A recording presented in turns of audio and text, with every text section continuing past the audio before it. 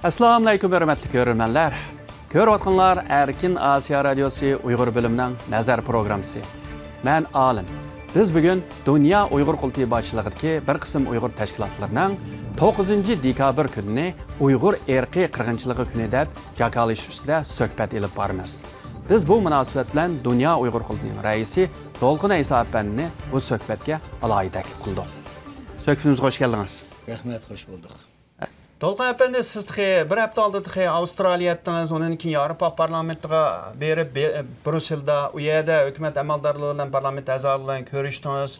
Onun için Yaponiyaya bardınız, Yaponiya parlamentiga bardınız. Bu yerdən parlament əzaları həm Yaponiya hökumətinin ministerlərlə görüşdünüz. Onun için siz hazır Washington'a gəldiniz. Hem de aldı bilen hem de sizler yani 8. dekabr günü Washington'un dövlətlik mətbuat yığını zalında Uyğur Kişilik Hüquq Quruluşu, Uyğur Amerika Birleşmesi hem Uyğur Hareketi qatarlıq təşkilatlarla birlikdə, onun da Amerikanın Dövlət Məclisinin əzalarının sözləri var, əlbəttə Tashqi İşlər Ministerinin. Sizlər şu 12. ayının 9. günü, yani 9. dekabr günü Uyğur erki qırğınçılıq günü də elan qıldınlar. Bunu elan qilishga alayda bir səbəb varmı? Rəhmət, deyinizdikidək bu Şərqi Türkistan'da Uyğur, Qazaq, Türk millətlər bulub atqan erki qırğınçılıq 2016 yılın axırı, 2017 yılı başlanğan.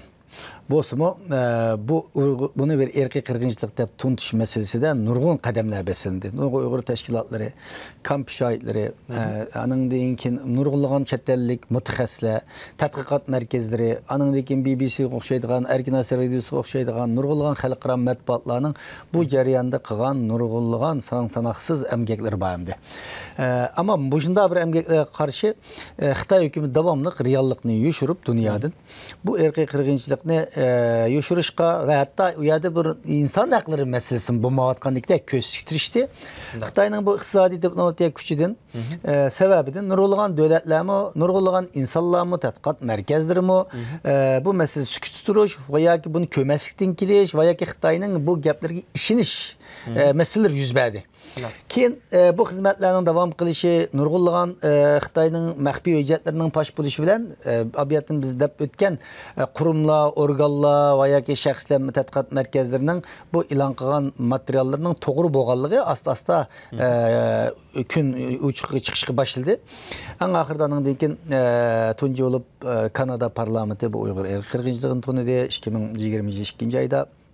Onun deyken Gollandiya, Mışna bulup ki Amerika, Angliya bulup toplam 9 devletinin parlamenti Uyğur erki qırğınçılığını tunadı. Ama Xitay bu vaxt gelgen çağda yana nemesini özgərtib, tonunu özgərtib, bu CIA'nın, Amerika'nın oyunu degan bolsa kim Amerika başta Qərb dünyasının bir tiyatrosu oyunu deb bu meseleni yengilleştirişti. Nurgulluğun, ki nurgulluğun devletlerde, İslam devletlerinde ve başka Afrika'daki bir kısım devletlerde bir Amerika karşılığı boğallığı için antisempatik nemeleri boğan Xitay bunun usulukla paydalanıp rasmı şu Qərb yalnız Amerika emas, Qərb düşmanlığının xeyli güçlük boğan devletler var dünyada hem de. Xitay bunu iqtisadi menfaatleri arkalık, şu teşvikat uruşları arkalık nurgulluğun insanların devletlerini muşanga qayıl qıgan veya ki şunda qayıl qıganda kösüşki mecbur olğan əvvəllər var. Şunda bir şəraitin üzdə bir yerde bu meselenin bir siyasi mesele ikənligini götürüp çıqqan deyken bunun biz Dünya Qurultayı başlıq təşkilatlar 2018 yılından başlayıp bunu xalqara erki qırğınçılığın toxtuş əhdnaməsi bütün maddeleri Şərq Türkistan'da icra kılınatkan boğallığı için bunu bir xalqara kanun boyunca ispatlaş ve Xitayning epirip atkan bu cinayetini hem ispatlaş hem de xalqaralık bir sorak tatiş kadem baskıçları hakkında köp izlendi hem de. İzlenip en ahırda bu uzun bir ceryan 2020 yılı Angliyada bu Uygur sotu kurulup bu Uygur sotu 18 aylık bir tekşiriş ifademdi. Bir ak kağız bilen bir kalem bilen başlangan ama bunun da insaniyetinin tinçliği, beraberliği ve insaniyetinin bəxsadeti dünyada adaletini tikleştiğini üzünün mukaddes bir ahlakı ve vazifesi tepilgen nurgulluğun insanların bağlığı şahit olduk. Bula Jeffrey Nice oxşaydıgan. Bu adamlar ahırda bu Uygur sotunu kurup 18 aydan keyin ak kağız başlangan bu sot 100 min betlik bir kutupxanalığı geldi. En ahırda bula bizim irademizge va yoki Xitoyning iradesiga va yoki Amerikaning va yoki G'arb davlatlarining iradesiga emas, paktlarga tayangan asasda, guvohlarning sınıfından algan asasda 2021-yili anındaki 3 qatımlıq sotdan keyin 2021-yili 12-ci ayın 9-cu günüsü bu 12-ci ayın 9-u xalqara irqiy qirg'inchilikni cheklash oldini elish kuni ham xalqaro. Mush kunda anındaki bu sot içip sotning qarorini e'lon qildi. Shuning bilan biz bu gününü çünkü bu sotda hem de bütün parlamentlarning chiqargan qarorlariga qarab chiqdi. Amerika hökumetining qarorlariga qarab chiqdi. Xalqaro matbuotlarning, guvohlarning, ya'ni toplam bütün hozirgacha bo'lgan va Xitoy tarafidan oshkorlanib ketgan hujjatlarni hammasi qarab chiqqanligi uchun bu bütün narsalarning hammasi qarab, hatto Xitoyning bergan bayonotlariga qarab chiqdi. Yalnız bizga foydali emas, bizga ziyonli bo'lgan narsalarga qarab chiqdi hamda. Sot deganda bo'lgan gap. Albatta. Eng oxirida andan keyin shu Uyg'ur irqiy bo'layotgan zulmni, irqiy qirg'inchilik va insoniyatga qarshi jinoyat o'tkazayotgan hukmni berganligi uchun mushu kunni andan keyin biz xalqarada irqiy qirg'inchilikni cheklash kuni ve şundakla mushu kunda bu karar berilganligi uchun Uyg'ur irqiy qirg'inchilikni tunish kuni. Tunish kuni deb e'lon qildik. Shu bu yil hamda uning birinchi yilida shuni e'lon qilgan kundan shu munosabat bilan biz bu yerda Washingtonda bu kunda bir matbuot yig'ini o'tkazdik. O'xshash kunda dunyoning nurg'unlagan nimelerde Uygur teşkilatları, chet ellik teşkilatlar olsun, xalqaro matbuotlar olsun va yoki siyosatchilar, parlament a'zolari olsun, o'xshash bo'lmagan shaklda bayonotlarni berdi. Har xil tor yig'inlar o'rlashtirildi, namoyishlar o'rlashtirildi. Tönögün, bugun, ertami 3 kun ichida. Bu işte muşuna bir tarihi sebep bilen bugün Uygur irqiy qirg'inchilik kuni deb e'lon qilish sur'ati bo'ldi. Sizlarning maqsadinglar hamda bu kunni e'lon qilishga maqsadinglar birisi yana şu Uyghur irqiy qirg'inchiligini e'tirof qilmagan, hozirgacha e'tirof qilmagan nurg'un davlatlar bor. G'arb davlatlarim bor, musulmon davlatlar albatta, nayt afsus. Turkiya ham e'tirof qilgani yo'q hozirgacha. Xitoyni qo'llab keldi nurg'unlari.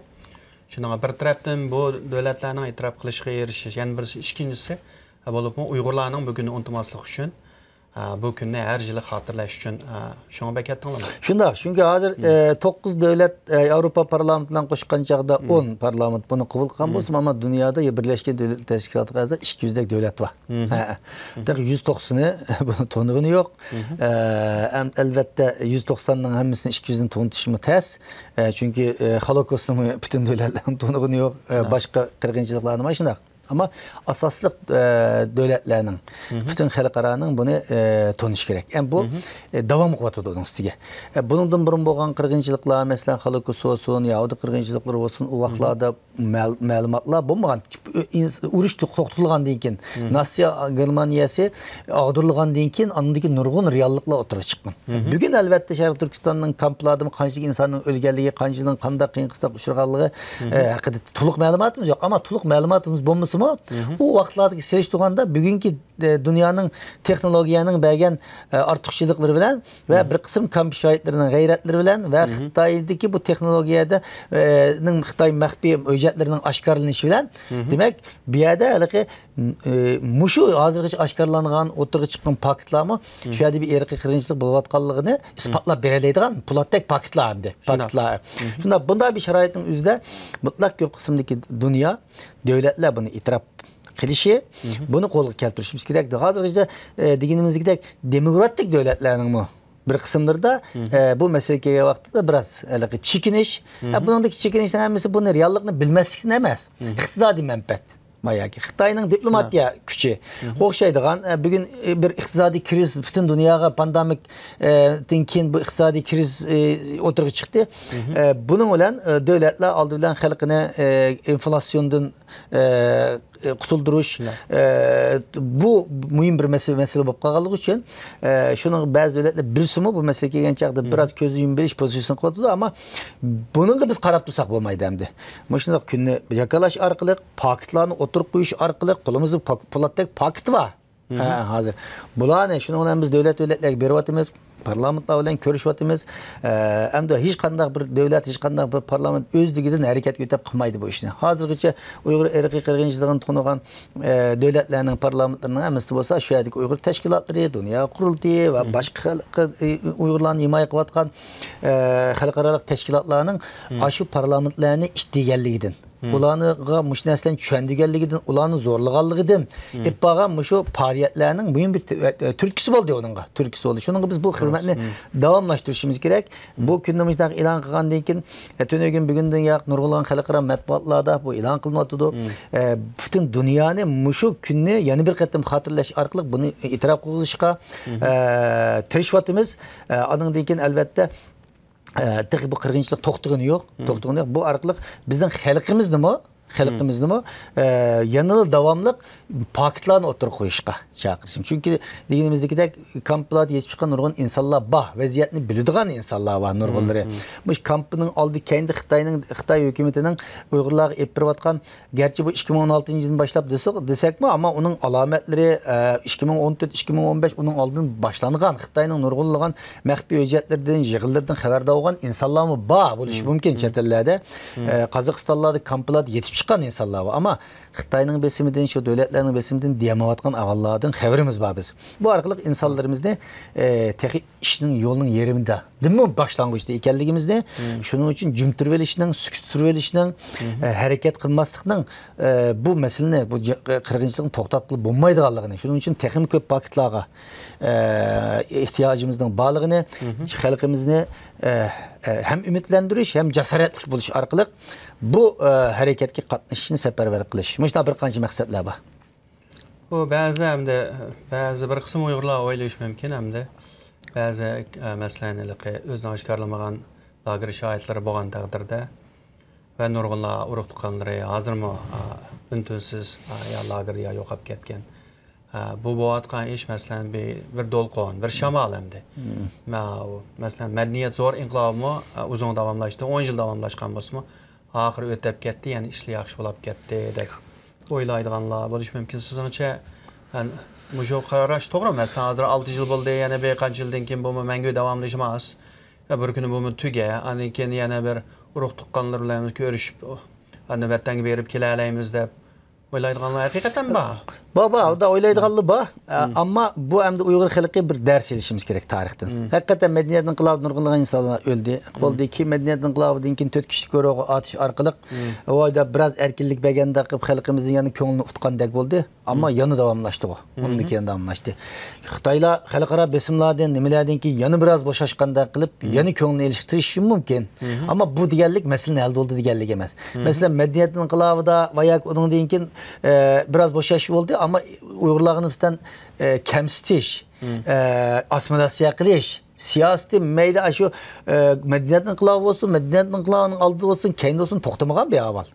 Uygurların nüfusu 49 yıl müstemlik kılıngan vaqt 80% bo'lgan bo'lsa, Xitayning nüfusu 3-4% bo'lgan bo'lsa, hozir mana aradan 70 yıl o'tgan vaqtda Uygurning nüfusu 40% resmi hujjatda, Xitayning 40% davatıdı. Başka milletler oldu.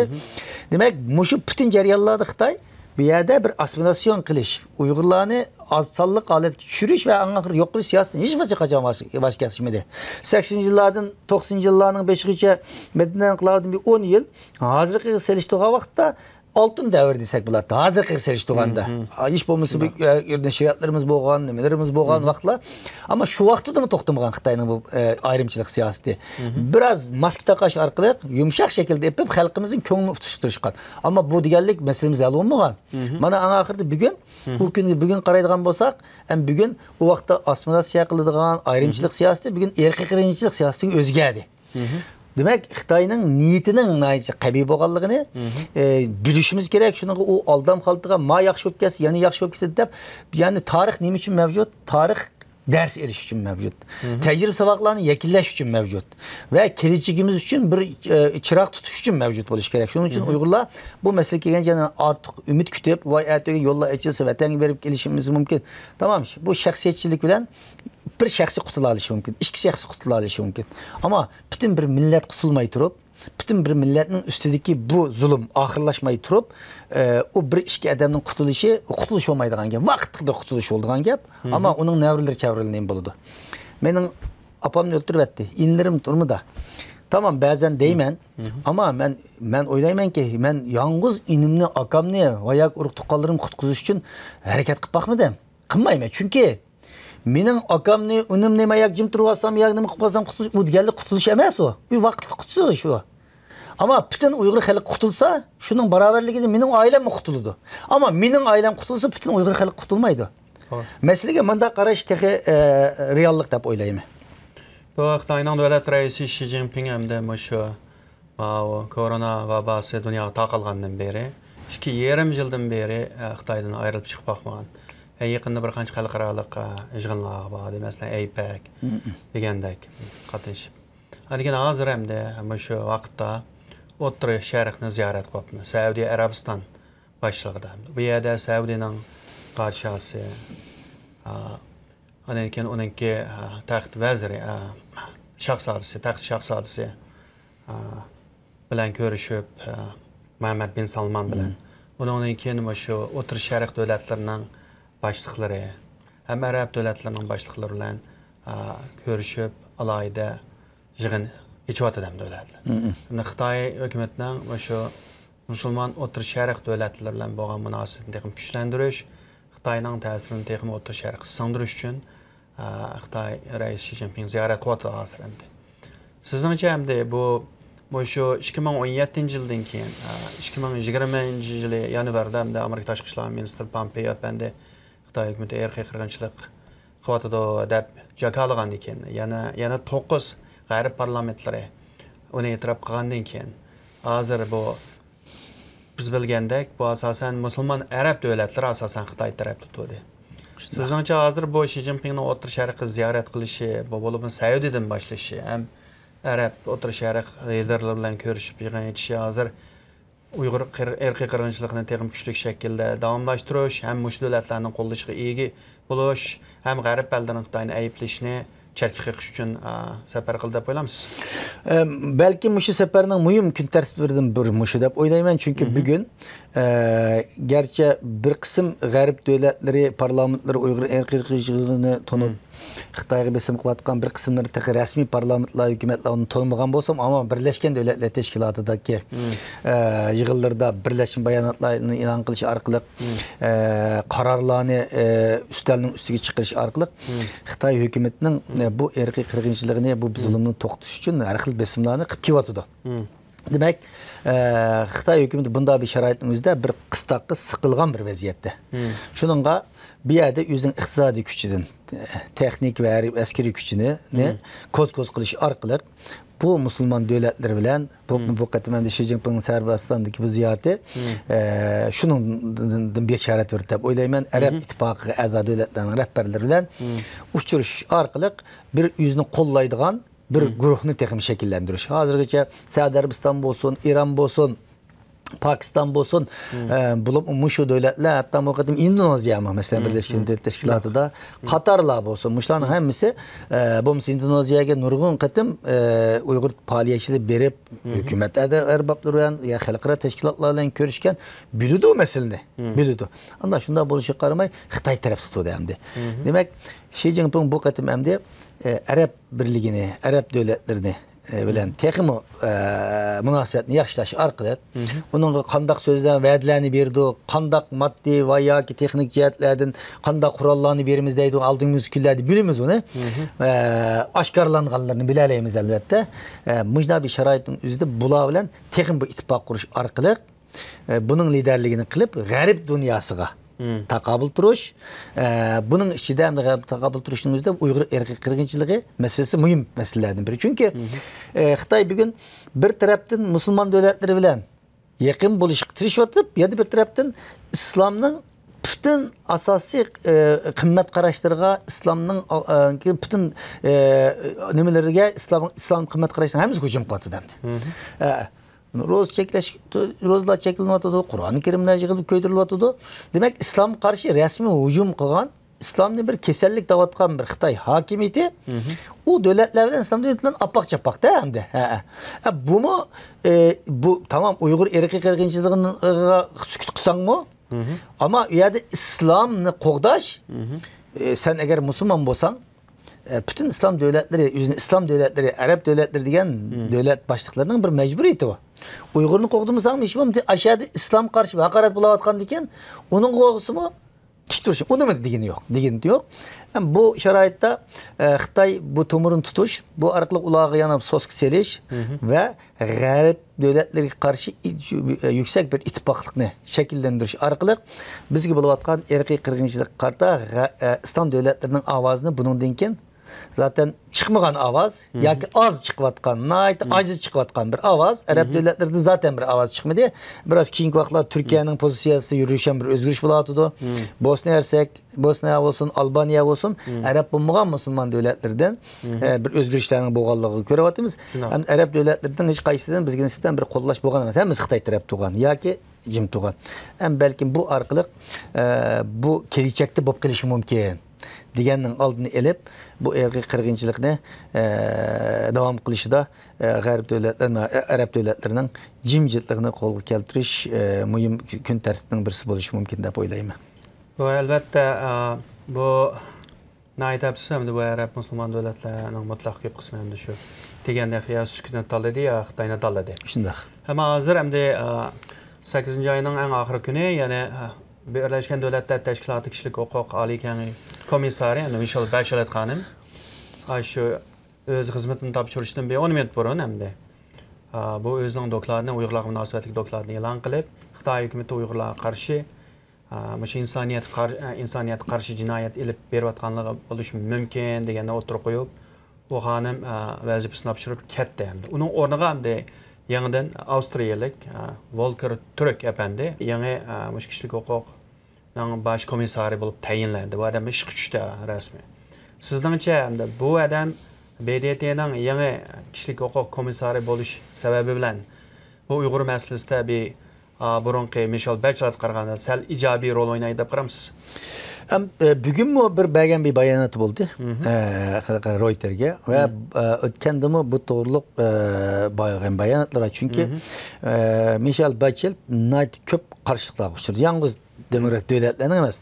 Nurgulluğun yüzlügen halkara teşkilatlarının, insan hakları faaliyetçilerinin. Çünkü Birleşken Devletler Teşkilatı İnsan Hakları Ali Komisarlığı dünyadaki insan haklarını kandak kılıp yaxşılaydıgan, bunun gäsi koşalaydıgan, bu haqda tarafsız şekilde fikir yürgüzdügan ve kararlar aldıgan en yüksek bir organ. Bu bir organ, bu yerde bir erkek kırgınçılık buluvatkan bir meselege nispeten erkek kırgınçılık digenmeyen takdirinin üzdü mü buluvatkan şunca özetlerinin insaniyet karşı cinayet ötküzülatı mümkün digenin üzdü mü çoğun bir iş. Bu mu bir cinayet? Yani insan hakları nimisinden besimden cinayetin eşlik edilen gep. Kırgınçılık, insaniyet karşı cinayet diye. Bu neyse dokulatta yüzü 10 minut kalganca ilan koyup ketken bosu mu? Demek bu hem de keyinki insan hakları komisarının kımısı bulmaydıgan bir vazifesi.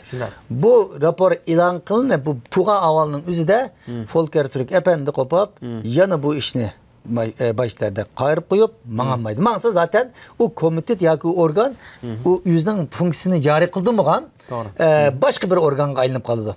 Şununla elbette Xitay'nın besimini ait eğer biz bilimiz Xitay bütün güçleriyle Birleşken Devletler Teşkilatı'nın ikinci çoğun Amerika'dan kalsa fond yardım kıldığın pul verdiğin bir organı Xitay hatta şunu mu kozgup işletvatkallığı biz şahit olduk. Anındaki şununla azab olan devletler çünkü 47 devlet azı insan hakları kengeyişiga bu Xitaylar bu çeçildiğin sanemdi bu. Şu bunda yüzüge nefes boğan devletlerin jaqraq onun kirgiş arqılı onu kontrol qilish tirishyotidu. Demek Xitayning o'ynaydigan o'yini gayet zor ham, kuchlik yerde. Ama diginimizdek abiyatındaki bir reallik var. Bu organ aşındak bir organ. O yüzden kuruluş maksatları boğan bir organ. Şunun onun tamamen közünü yumbulanmaydı. Şununla bu buluvatkan besimlerden tenkitlerden Volker Türk mu bu meseleye vaxtımızda hazırlıcı belgen bayanatları başlar ilan kılan bayanatını kayıtın közün kürü. Çünkü onu tonuşturmayı ötep getişiyor hazırlıcı. Onun için nimbalığını resmi bir şekilde mandamda kendi bakmayla ilan kıtlı ketti. Yani bu keyinki Ali Komisar hazır Ali Komisar'a yüklengen bir vazife. Şununla bu Ali Komisar bu meseleden hiç kurtulamaydı da oylayım. Hiç kurtulgan cim durağan vaxtın üzerinde bunun beşiği tıgıdığan bir toxmak davamlık. Çünkü Bumuz işençlikligini yoqtib qo'ydi. Boshqa dunyoning boshqa yerda bo'lgan inson haqlari masalasidagi de gap qilish huquqim bo'lmaydi o'chog'ingizda. Yo'g'on bir masala tursa, sen onu qarib qo'yib turib kichik masalaga qanday qilsa deydigan gaplar chiqdi. Shuning mencha mayli hozirgacha o'zining bergan bayonotlardan bo'lsin va bu o'rindagi va vazifasi nuqtai nazardan bo'lsin, bu masalaga kelgan vaqtingizda başlar qarag'ancha aktiv bir harakat pozitsiya tutish majburiyati va shuni qildi deb o'ylayman. Bu yaqinda siz Avstraliyaga bordingiz, Yaponiyaga bordingiz, Brusselga bordingiz. Bu yerda albatta Avstraliyadan başlasak, u yerda Dünya Uyghur Qildi yetakchiligi, ya'ni siz yetakchilikdagi bir gruppa Uyg'urlar hamda rahbarlar Ömer Qanat Bağ'ın içinde, yani lager şahitleri bor. Qalbinur Tursun, Nedikin Ömer Bakali qatorliqlar. Shunday-ku, sizlar Avstraliyaga bordinglar, Kamberada Avstraliya parlamenti a'zosi hukumat amaldorlari bilan ko'rishdinglar. Avstraliya hamda Uyg'ur irqiy qirg'inchiligini e'tirof qilmagan bir davlat. Sizlar borgandan keyin so'zlashgandan keyin bu qanday bir ilgirlashlar bo'ldi hamda yani. Bu Avstraliya dediğinizdeki tek bu araki Five Eyes, 5 göz devleti demdok, İngiliz sözleydiğin devletlerin içinde mesela bu Avrupa İttifakı ötkeğili 4 Xitay emeldarıga bir ceza ilan kıldı. Şunun bilen bununla Amerika, Kanada, Angliya koşulup bu cezanı ilan kıldı hem de. Ama onun da Avustralya yok. Birle hemkarlaşıyatkan devletlerin içinde. Ve Uyghur erkek kırgınçılığı burunqı senatör Rexon terpidin bir katım oturup koyulgan ama ötmedi bir yerde. Şununla bizden bu kadar Avustralya ziyaretimizden asaslı gün tertibin bir şüttü. Çünkü Avustralya parlament azalarını, Avustralya parlamentini, hükümetini bu mesleğinizden bir ulanın tomurunu tutuş ve bulanı neymiş kazık için cimturdu. Aslında bizden Avustralya ziyaretimiz ötkeyle olmamıştı ama saylam boğallık için saylamdan keyin yeni parlamentler bilen bu işine kılış uygun deyip aşağıdaki Avustralya'da faaliyet katkan 4 teşkilat var. Hem de Avustralya Uygur Cemiyeti, Şarkı Türkistan Avustralya Cemiyeti, Victoria Uygur Cemiyeti, Tanrıpta Hanım Kızlar Cemiyeti de. Muşlarının hemmesi bilen biz ötken 5-6 aydan bu yan hemkarlaş arkalık muşu küllerini uygun bir vakitte bilip bağdık. Hem yerde nurgu uçuruşlarını kıldık.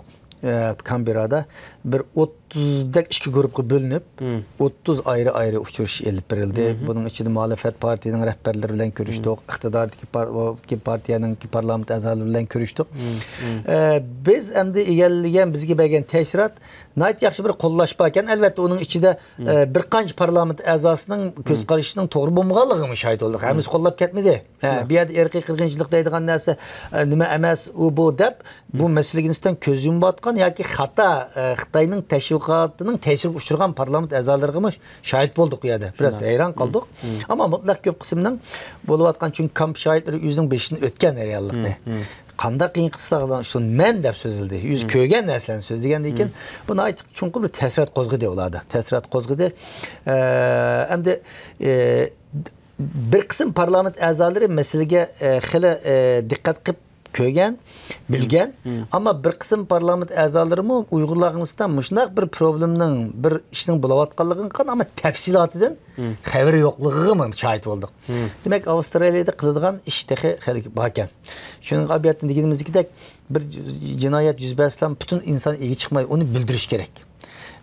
Muşu erkek qirg'inchilikni deb e'lon qilishimizning sabablari shunga qabiyyatini degenimizdek tek e'lon qilmagan davlatlardagi parlament a'zolarini ta'sirlantirishimiz kerak, ular harakat qilishimiz kerak. Bu qatimki Avstraliya ziyoratimizni shuni ko'rdik. Umumiy ta'siroti yaxshi, ammo tek qildigan ishlarimiz bor. Hali borkan, hukumat odamlari bilan kurashdik, tashqi ishlar muavin ministri bilan kurashdik, inson haqlariga munosabatlik, aning deyinki boshqa komitə, Asiya İşleri Komitəsi biz 8-10 bir ayət sübti kurashdik. Tashqi ishlar ministri o'zi aldirash deb kurashmadi. Ama kim matbuotlarga men aldirash bo'lganligim uchun vaqt chiqaramadim, ammo yordamchilarimni ko'rishni men tavsiya qildim. Debdi. Demak, Avustralya'nın hükümet nimeleri rehberleri bilen boğan görüşlerimizde hem de mesela Birleşken Devletler Teşkilatı'nın şu Uygurlar hakkındaki karar meselesinde aktif rol oynadı hem de. aktif rol oynadı, avaz koşkan bir devlet.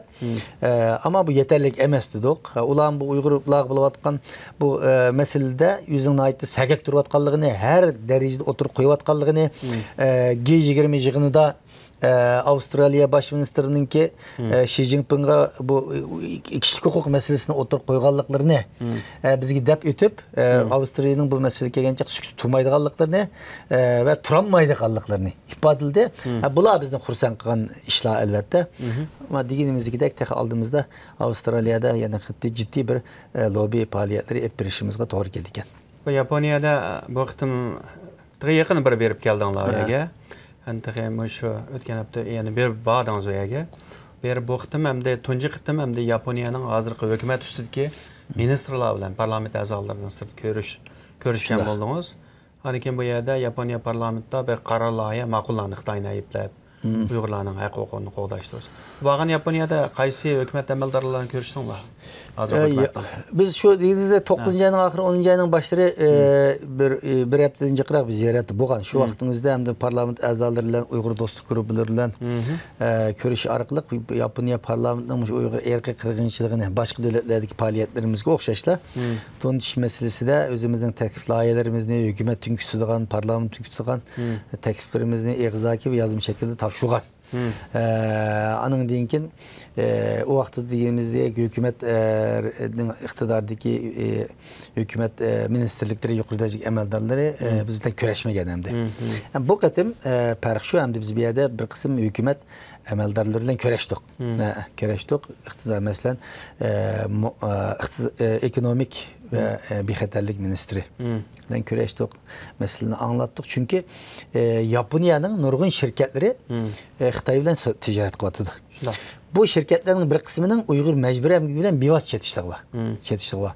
Şununla Japonya Xitay'a bir hoşnut olan devlet bulur. Süpütü bilen. Ve Asya'daki demokratik bir devlet bulur süpütü bilen.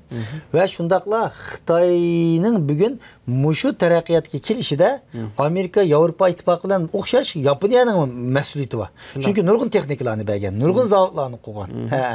Xitay hem de şu garipnin Japonya, Amerika, Avrupa'nın bu puludun, bu teknolojisinden faydalanıp bu alığı kevagan deyken hazır bütün dünyaya meydan okuyduğun, bütün dünyaya tehdit olduğun bir alet geldi. Bularını hatırlattık. Biz sizlerden yardım sonra bir yığılap kelmedik. Sizin mecburiyetinle bir ekeye baktı. Bu Xitay'ın müşahaklığı ekegen, müşahaklığı ekeye durup bugün Uygurlarga erkek kırgınçılık yüzüsüge sebep olgan. Çünkü 20-30 yılın ilgili Xitay ondan erkek kırgınçılık kılamagan bizge. Çünkü dünyanın çöçüttüğü küçü yoktu. Bugün dünyanın hemisi kötü edep. Kıvatıda bunun sizin mesuliyetinle var. Hiç bulmasa mecbur emgek çeşitli olan şirketlerini tosuşunlar gerek. Bunun resmi bir şekilde siyaset veya ki bir kaydı çıkarıp bu şirketlerini cezalaş veya ki çekleş tedbirini orlaştırmışlar. Şirketler pul amrak, aşköz, özgürlüğün çekinip çıkmaydı, ahlaklı mecburiyetini tanımaydı. Dedik bu gaplarımız yaxşı bir tesir ne kıldı? Bu meselenin kabinete oylaşıdığanlığını bu meselede kıldı. Biz yani gerekli olan materyallerini teminlep verdiğin bulduk. Onun dikin parlamento bu kadar tekimi bütün parlament azbiyensler Uygur dostu grubunun 70'den artık parlament azası varken Tibet dostu grubunun 100'den artık Cenubi Mongolia, İşki Mongolia dostu grubu var bir yerde. Bir yerde bu işin tekim birlikte güçlendirişmesinden bu kadar hem parlamentoda Xitay'daki insan hakları bedevsizlik uçurgan milletlerinin halklarının dostu grubu da uzun bir isim koyaptı ola. İşte bir bilen birleşme bir grup kuruldu hem de. Birleşme kuruldu hem biz bir yer tekliflerini verdik. Kurup koygan bilen bulmaydı. Bu grup da çokum mali acırtıp resmi bir sekreterlik kurup devamlık işleydiğin bir alet buluş gerek. Bu bir. İkincisi bu meyli Şarkı Türkistan olsun, meyli Tibet olsun, meyli İşki Mongol olsun bizim müstemlik kılınan bir toprak. Şunu bu mesele insan hakları mesela belki başka işkisinin insan hakları meselesi olsun ama Uygurlarına bugün insan hakları meselesini işip bu kırgınçılık. Bu insan hakları meselesini ne çıkıp işip ketken bir mesele. Şunu biz bunu Xitay müstemliki astidagi xalqlarni qo'llash gruppasi şekilde isimlerini do'stlarni texi yaxshi degan teklifimizni berdik. Albatta teklif bizden bo'ladi. Yana onun başka bir qancha tekliflarni berdik ve yazmış şekilde tekliflerimizni sunduk. Ama o tekliflerimizden o'ylashgan bo'ldi. yaxshi bir uchrashuv bo'ldi deb o'ylayman, mayli hukumat jihatdan, mayli parlament jihatdan. Bu hamda vaqtim Washington kelishga asosliq sababimiz hamda ma'o tunaganki bu birlashma bayonot yig'iniga qatnashib bu Uyg'ur irqiy qirg'inchilik kunini jakarlashdan sirt albatta bu yerda Uyg'ur akademiyasi ham bir muncha tashkilotlarning tang tashkillashi sababidan hamda sahibxonlik qilishi ham bu Uyg'ur akademiyasi 2 kunlik hamda rasmiy xalqaro Uyg'ur matnini qo'g'dash saqlab qilish konferansiya yechiyotidir. Shunday. O kelishga sababingizning muhim bir qismi shumi?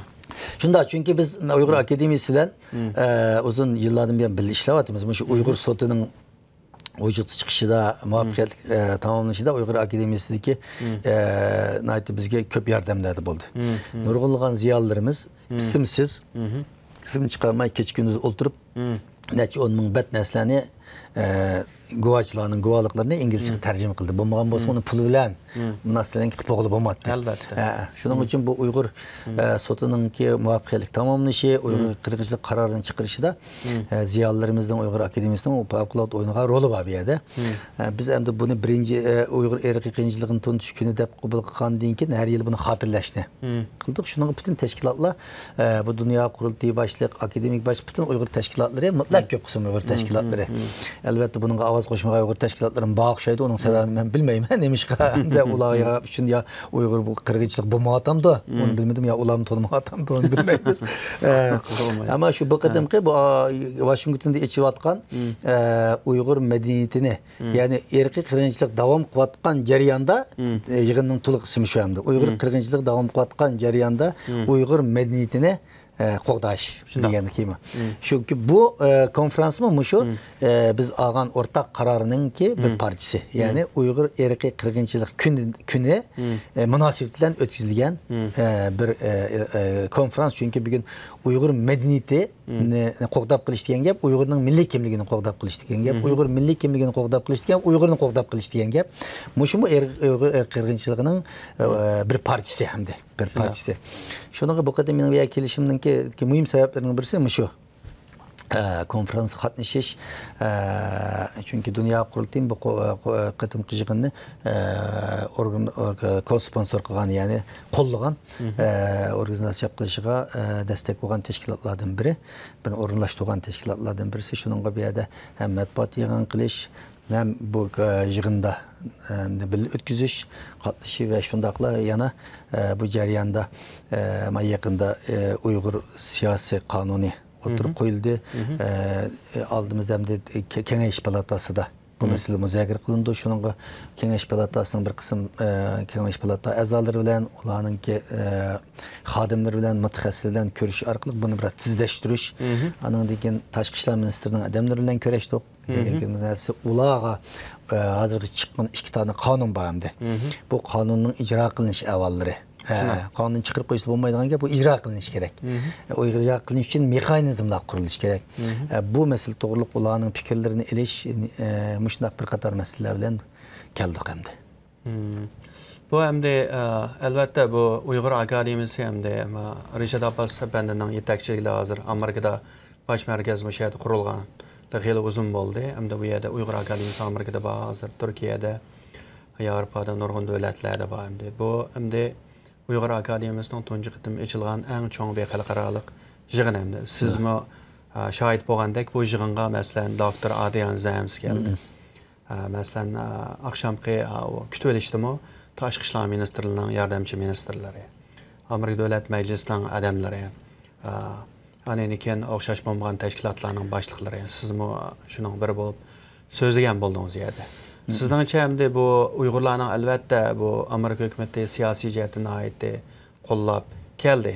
Hozir masalan shu oqshomqi shu kutib olishdan boshlab bugun bu yig'inning ochilishida Amerika hukumati bo'lsin, Amerikada har qaysi cho'ng bir tashkilotlar va davlat majlis bo'lsin, Uyg'urlarning madaniyatini, akademiyasini qo'llash qili yuqori deb ko'rdingizmi, bildingizmi?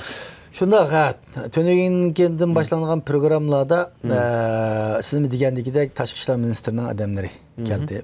Kongresmenler geldi. Kelenmegenleri video arkalık veya yazma şekilde bu yığın katnaşkışçılarını bu yığınla organizasyon kılan orlaştırgan Uygur Akademisi, onun reisi Rişat Abbas'ını tebriklep, Uygurlarının yendi bulup atkanlığını, Uygurlarının medeniyetini, kimligini qoğdap kılışının Amerika'nın siyasının mühim bir partisi ikenligini, meyli kongresmenler olsun ve hükümet xadimleri olsun, uç kaşkarı bir oturup koydu. Bugün hem de George Washington Üniversitesi'de akademikler, Amerika'nın dağlık profesörleri, mütehassisleri ve şundaklı yanı bugün Amerika'nın resmi xadimleri, büyük elçiler, baş elçiler gelip özlerinin fikirlerini oturup koyup bu Uygur medeniyetini qoğdap qilish, Uygur erki yığının temisi Uygur medeniyetini qoğdap qilish olsun ama yani çoğun tema Uygur erki qirgizligini qanday to'xtatish haqida merkezleşti. Bütün sözler şunda boldu. Şunu bir yerde her zaman boğanğa oxşaş bu yığınğa nisbeten bu zor bir qollashning parlament taraftan bolsun, kongres taraftan bolsun, hükümet taraftan bolsun, akademik taraftan bolsun ve halkara merkezi Washington'da bolgan ve Amerika'da bolgan halkara teşkilatlar jihatdan bolsun. Nayt zor bir qiziqish, qollashga şahit bulduk. Bu bizni nayt xursand qilgan bir ahvol bo'ldi. Bu mesela tönegen ettiğiniz sizler katnaşkan mesela şu erki qirg'inchilik müşkününü e'tirof qilish muxbirlarning kutilish yig'inida mesela Amerika'nın senator Kengash palata a'zosi yani Ben Cardin efendim videoluk mesaj evetip söz evetip uningda mesela nutqida Sharqiy Turkiston deb turib gap qilgan bo'ldi. Hamda oqshomgi anankin Uyg'ur akademiyasidan kutilishda mesela Sharqiy Turkiston degan gap nutqlarda kayni-kayindan bo'ldi. U yerda Amerika tashqi ishlar ministrining yordamchi ministri bor bu yerda. Shunday. Nurg'un elchining odamlari bor, akademikning odamlari bor o'sha Amerikaning. Bu nimani tushundirdi hozir? Bular nayda rahat demdi. Burun bu Sharqiy Turkiston degan gap desa, xuddi Xitoy hukumati degandek, Sharqiy Turkiston islom markazi u terrorizm bilan bog'liq u bu deb, bu Sharqiy Turkiston desa, xuddi bir jinjaplashgandek bularga, masalan, nurg'unlarga ner turtdi bu so'zdan. Hozir bularga nayda normal bir gapga aylanish bo'lgandakmi sizningcha? Aslında işin doğru tarafı şu hem de. Burun hem de bu işin kokaydı, xuddi degendikdek. Çünkü Şarkı Türkistan İslam, Şarkı Türkistan İslam hareketiga veya gibi nege xatarlik birimizga aylandırıp ketadigan Xitoy shunda teşvik qilgan. Ama uzun yıllık muşu çetellik etib atgan faaliyetlerinin bir neticesi deyiş mümkün bunu. Çünkü bularga bildirilgen gap, materiallar berildi. Biz bütün sorularımızda, açılgan yığınlarımızda, nutqlarımızda bu yerning bir müstemlik tuproq bo'lganliklarini, besvelingan bir tuproq bo'lganliklarini, bunun haqiqiy isminin Sharqiy Turkiston bo'lganligini, Şinjan degan bir yangi territoriya şu ismning o'zidan bunun Xitoylarning bir zemini bo'lmaganligidan iborat bu nuqtalarni qadam bosqich bilan anlatib keldik bütün faaliyetçiler, teşkilatlar bo'lib, keyingi vaqtlarning o'zida hatto mutaxassislarmi mutaxassislarmi burun hem de bir garip mutaxassisleri burun elaki tadqiqot neticesi için Xitoyning universitetleri bilen veya ki bazı Uygurca öğrengenler bizim vatanga berip kelish nuqtasi bilan u bak siyasi Sharqiy Turkiston ismi aslında bir siyasi isim emas, asli haqiqiy o'zimizning ismi. Şinjan aslında bir siyasi isim bo'lishi kerak. Shuning uchun undan Xitoy buni siyasi isim deb nima qilganligi uchun ular o ishlarni ishlatishni yuzini tatib kelgan. Hatta Uyg'ur tashkilotlari bilan birga ish qilishdimi yuzini tatib kelgan. Chunki Xitoy ajnaq bir rezil hokimiyat o'g'ashqa aning yuzini kepigimiz viz vermaydigan gap. Tadqiqot ne paramaydigan gap. Ular vatanga boramasa, tadqiqot ne paramasa onun tadqiqot neticesi, onundan aladigan manba, insonlar bilan ko'rish kerak, uchrashish kerak, u yani bilan ziyorat qilish kerak. Bu imkoniyat bo'lmaydi deb tortinib kelgan. Ama kim bu erkek qirg'inchilik başladığında 2017 yıldan başlap 2016 başlap bularning bu nimelerim üzülüp ketdi. Vatanda birga ish qilayotgan ziyonlarni, professorlarning hammasini Xitoy turumlarga kelib solab izdireksi yo'qolib ketib qolgan, kesib etgan, kamplar bo'lgandan keyin bularmi aningdan keyin saqlab baqdi hatta 2019-yillargacha bu vaziyat o'zgarib qolib qolsa keyin ular bir uchurlari chiqib qarasa bu ishning bunda bo'lmaydiganligini ko'rgandan keyin ularning o'zi billa tadqiqotlarni olib borgan vatanning ichidagi nurg'un Uyg'ur ziyolilarini sizdan bir vijdoniy qarz deb bilib qoldi. Qandikin bularmaningdikin u Xitoyga biroz yolvorib, nimasini umidni uzib, ana haqiqat tarafga o'tishga, bularmaningdikin haqiqiy narsani yezishga boshladi. Shuning bugun nurg'unlagan mutaxassislarning haqiqat qaytib kelib deylik sizlarni. Haqiqat qaytib kelib, realliklarni ochiq o'tirib Sharq Turk deydigan ismni ishlatishga boshladi. Deganimizda Uyg'ur tashkilotlarining bizlarning qadam bosqichidan. Ya'ni hamma nima qadam bosqichidan bo'ldi-ku. Bir bola tug'iliblam uningdan doktorlikni kutilmaysiz. Bir bola tug'iliblam elsi bir kitob yozsa deyolmaymiz. Ammo shu bosqichga bo'lgan araliqingizda o'milaydi, mangdi, maktabga bordi, universitet o'qiydi, doktor bo'ldigan gap. Ammo bizning ba'zi odamlar shu tug'ilibli doktor bo'lishni orzu. Unda bo'lmaydi-ku. Shuningga qadam bosqichidan eperilayotgan faoliyatlarning natijasi, aningdan keyin bu davlat arboblarimi, hukumatlarmi anga bu reallikni tushunib yetib, bu xalqning haqqi ekan bu Sharq Turkiston deydigan bu tabiiy bir avval ekan bu xalqning bu orzusiga hurmat qilish. Chunki bizga nisbatan bizni qo'g'dash uchun bizning haqqimizga qo'g'dashni oldidan bizning irodamizga hurmat qilishgan bo'lish kerak. Albatta. Hurmat qilgandan keyin uning qo'g'digi bo'ldi. Shuning uchun bizning irodamiz bu Şinjan deydigan ismni biz uchun bir haqoratlik namamdi. Şuningga biz buni shu shaklda astoydillik bilan, sabrichanlik bilan terkib ketmay turib, qadam bosqichidan tunishtirib qildik. Bugun nurg'un insonlarning qayli bo'lganligiga shohid bo'ldik mana. Hukumat odamlarining og'zidan, parlamentlarning og'zidan, sizgandek senatorlarning og'zidan Sharq Turkiston degan narsa chiqib, bularda bu aslida haqiqatni tunib yetganlik deb o'ylayman. Rahmat To'lqin apandi. Bugun suhbat qatnashganingizga. Assalomu alaykum hurmatli ko'ruvchilar. Bugun programmamiz bu yerda oxirlashdi. Kelasi hafta ko'rishguncha xush vaqt bo'ling.